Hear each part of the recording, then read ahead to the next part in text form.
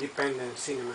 What's the future, in your opinion? Next 10 years, we'll see more mainstream or more independent, or it will be a fusion? It's always more mainstream. Sorry. I think that the non-mainstream everywhere is minoritarian, be it in film, in literature, in music, whatever you name it. I would like to. I would like naturally. I am very much. I think good films can be produced both as mainstream films and non-mainstream films. It's just that I guess in both of these sort of areas you can have good films or bad films. Bad non-mainstream films are just they are also bad. Just, but I don't know, predicting. I'm not good at it. But I think if I may sort of venture a guess, and it's really, as Jan says, you know, I mean, we know economists who try to predict the future and what happens. Well, I have a feeling that for us here, it would make more sense to concentrate on the smaller budget, independent type of movies, and it seems that at that level we can compete with the rest of the world a little bit more on an even ground, rather than go, you know, bigger budgeted Hollywood, Hong Kong style. Why is that so? Movies. It's just because of the ideas as well. If you've got a good idea, it doesn't matter that you have a small budget. If you can carry it through, it would work. You know? And the ideas are so important, and that's what I think the filmmakers here should strive for. Just really get a really good idea, and then you must have the skills naturally, but to be able to have the idea in the first place is really important. Any last questions? Is there going to be a third edition?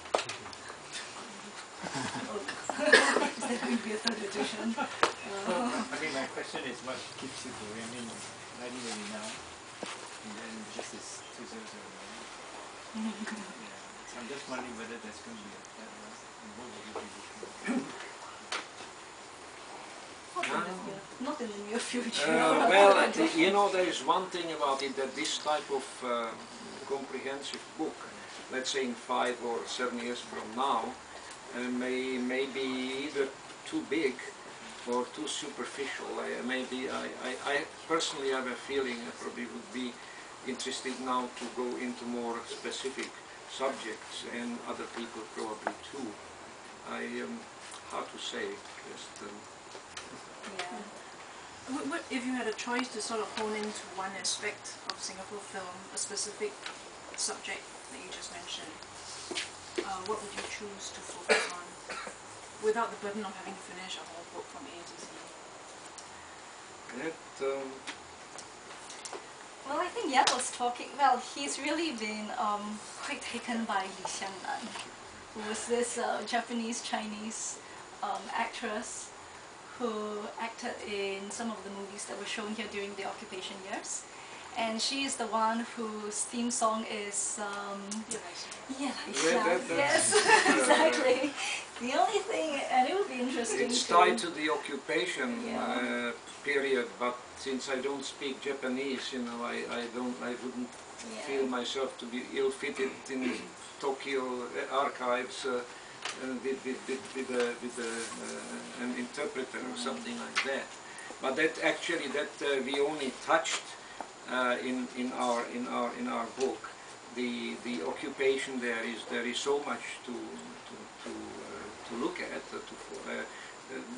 Some things are I guess that we found. I'm glad that we found them. But that's a period that definitely also waits for serious research. Although, as I say, without speaking the language or reading the language would be difficult. So I don't know yet what I would pick up. Maybe just keep it a secret. Well, I think it's very interesting that now, you know, you said that further on from here, it's better to focus on specific areas. It's kind of a sign that it's grown to a certain size right now. Have you identified any particular traits that in a Singapore film that you can identify as a Singapore film, even if you bring it outside and anywhere and screen it to a blind audience? You know, something that's definitively a Singaporean identity in the films that we have. Maybe narrow it down to the more recent, maybe last 5 years, or maybe, probably a bit longer. Maybe last 10 years. Films made in the last 10 years, is there a distinctly Singaporean identity in them? Well, if there's dialogue and you hear the Singlish accent, then you know it's from there. But other than it's from the point of view of subject, I guess again it splits. If you have the mainstream, it's usually comedy and horror, maybe some action, right? And the non-mainstream, more or less critical, or I would say not necessarily critical, but it's a focus on the forgotten, on the downtrodden, on the people who are hidden, on the things that are hidden under the glitzy surface that everybody can see. And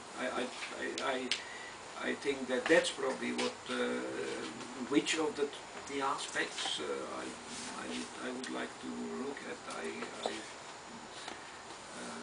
It really depends. And I guess it's. I like documentary films very much. And maybe you mentioned something about a trend, but certainly last year was the year of the documentary, actually. Both shot in Singapore, shot outside of Singapore, in China, in East Timor, and in Iran, and I think they are really lovely and revealing in many ways, and I think that probably that was one of the better or best aspects of what we had seen in the last 3-4 years.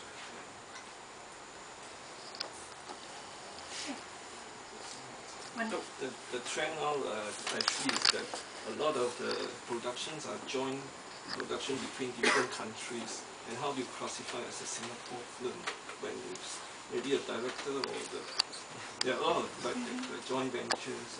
yes, and I think that's the problem. How do you identify Singapore? You know, this question of national identity is getting more and more difficult now. It probably then you have to really analyze the film or look at the film, who contributed what. So if, let's say, if Singapore invested $10,000 and nothing else, it may still not make it yet Singapore films. It really depends how much of the subject or the major makers of the film are Singaporean or not. On the other hand, if you look at it, many theoreticians today, like Nafitsi and others, they refuse the identification by nationality as they say it's not actually, that's not possible to identify it like that. You have movies that are made in Germany by Turkish people or who were born in Turkey. You have the accented cinema, as they call it. And so it makes it very difficult. Now, 30-40 years ago it was easier. So we have been talking, Yvonne and myself, about it a lot. And I think that we left ourselves some sort of some space to decide what, if, let's say, if a film was or is important for Singapore cinema in one way or another. It doesn't have to be necessarily the director, doesn't have to be necessarily the subject, but something that is or was important. I don't know if you take Saint Jack, that was, okay, there are lots of Singaporeans acting and in the production process, but it also was sort of a